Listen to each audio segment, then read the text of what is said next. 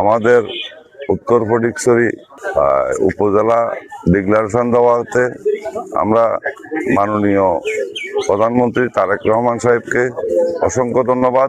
দুঃখের বিষয় এটাই, কিছু পতিত সরকারের আমলা এবং ভোজপুরের কিছু ভূমিদস্যু সে আমাদের উত্তর ফটিকছড়ির সদর দপ্তরটা, ওরা যেই বর্তমান যেই সদর দপ্তর আছে ওখান থেকে মাত্র 7 কিলোমিটার দূরেই ওরা নিয়ে যেতে চাচ্ছে।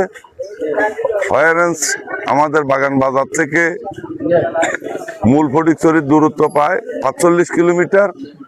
তো 7 কিলোমিটার ব্যবধানে যদি আবার আরেকটা উপজেলা সদর দপ্তর হয়, সেটা কিভাবে গ্রহণযোগ্য হয়? এই জন্য অত্র এলাকার সুশীল সমাজ, শ্রমিক, কৃষক যারা আছে তারা স্বতঃস্ফূর্তভাবে আজকে মাঠে নেমে হরতাল অবরোধ করতেছে। আমরা চাই যে বর্তমান যেই জনবান্ধব প্রধানমন্ত্রী তারেক রহমান সাহেব উনি যেন আমাদের যে সঠিক দাবিটা, যে উত্তর ফটিকছড়ির সদর দপ্তর যেন উত্তরে হয়। আমাদের হরতাল এই উত্তর ফটিকছড়ি উপজেলা বাস্তবায়ন নিয়ে, সেটা হচ্ছে জনগণের দাবি হচ্ছে 3টা ইউনিয়নের, সেটা হচ্ছে ন্যায্য স্থানে যেন এই উপজেলাটা স্থাপন হয়। এটা নিয়ে আমাদের সবার আন্দোলন, এমনকি 3টা ইউনিয়নের জনগণের আন্দোলন।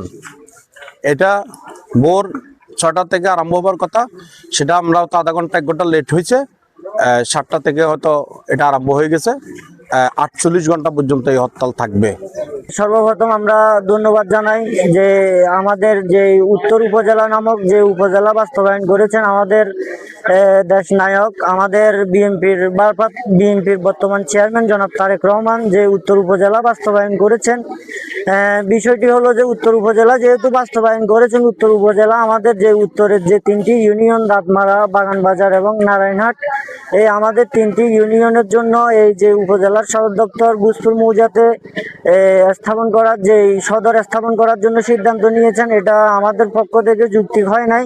যার কারণে আমরা এর যৌক্তিকতা যেহেতু হয় নাই, সেহেতু আমরা উত্তরের 3টি ইউনিয়ন দাঁতমারা এবং বাগানবাজার আমাদের যে আন্দোলন সংগ্রাম, সেটা আমরা আমাদের যৌক্তিক দাবির উদ্দেশ্যে আমাদের আন্দোলন সংগ্রাম অব্যাহত আছে।